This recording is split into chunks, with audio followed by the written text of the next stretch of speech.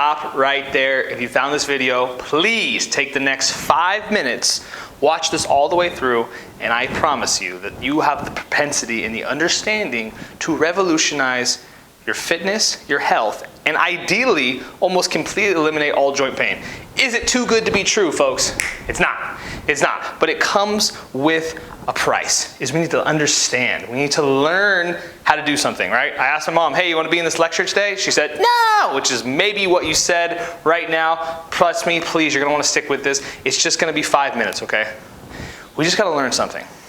And it's going to take a little bit of science right here. So this is how it works, is we all have this understanding of gravity, right? There's this gravitational force mostly drawn in this plane coming straight down, which we call the, this axis, the y-axis, coming straight down, okay?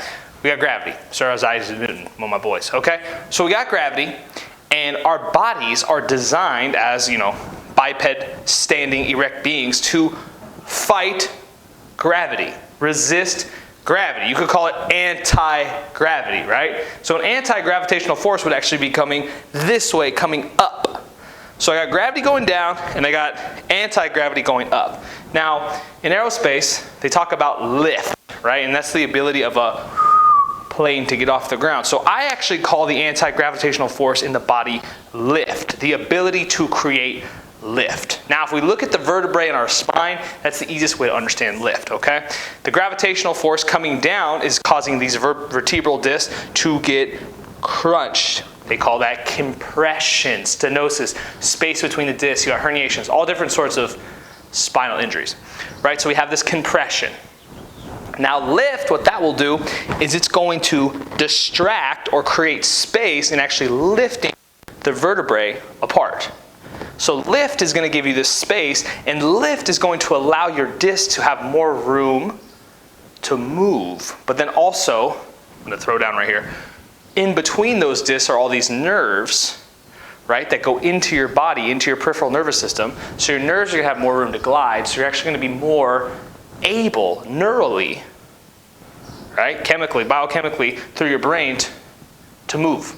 So the more you create lift, the more space you get in your spine, the better it is. Okay? Just simply put. Now look here though. This lift force, the XY plane, it's too simplistic.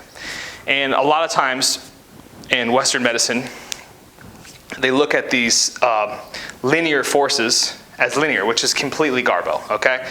Albert Einstein came along and said, look folks, gravity is not in a straight line. Space-time is bent, it's a circle, right? And there's this dips and we're moving around it, and that's what's creating gravity. Well, inside our bodies, the lift force is the same way. It's what's called circumferential, and that essentially goes all the way around. You want to imagine jumping in a pool, right? I'm in a pool of water and I have all this access to all these different movement patterns. That's the way that our body perceives force, okay? So this linear component of lift is great, but there's a circumferential component of lift which spirals around the body, creating this cylinder, creating this water, creating this pool, right? And that is our core strength, right? Core strength is a circumferential force that not only creates distraction on the spine, but provides a rotational, anti-rotational stability through a 360-degree dimensional plane. Okay, did I lose you? Sorry if I lost you. Stay with me here, folks. Essentially what that means is like, look, linear component, up, down, squat, this, left and right, that's good and all, right? That's good, that'll help, right? Doing our crunches, that'll help.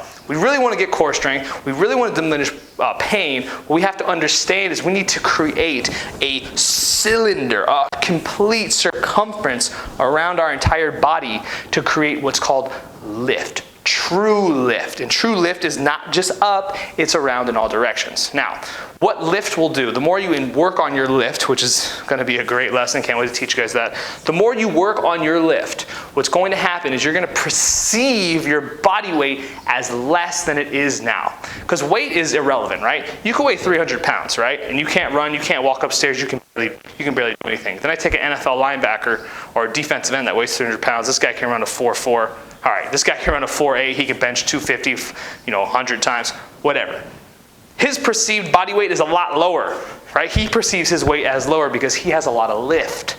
He has the ability to explode, moving through three-dimensional space with a lot of and emphasis and what we would actually call core strength. Where someone with 300 pounds can't walk, their perceived weight is much higher. So the goal and the way to essentially improve our fitness forever is to understand that we can use lift to lower our perceived body weight, feeling lighter, right? Creating the ability to eventually take off, fly. I wish we could fly.